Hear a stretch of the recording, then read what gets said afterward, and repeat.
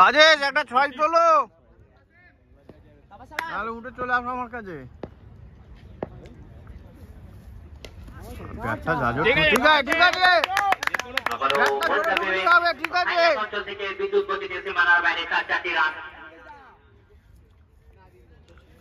ঠিক আছে, হবে হবে।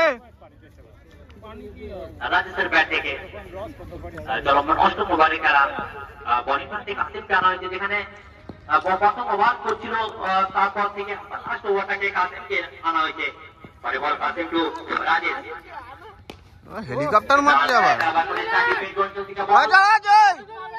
দুটো লাগ, দুটো লাগ। তার সাথে দুটি বার প্রান্ত বদল। ছয় মারো, ছয় মারো।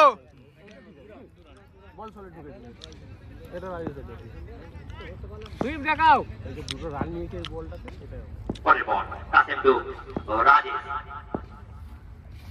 হাই তো চাড়া আছে, গুড শট, গুড শট।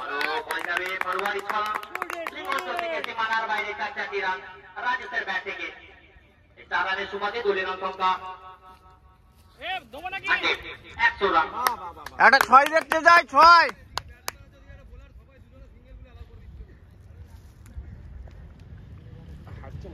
কটা বল আছে? কটা বল আছে?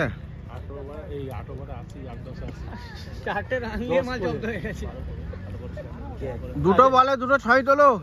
আর দুটো রান কোনোদিন নেবে না।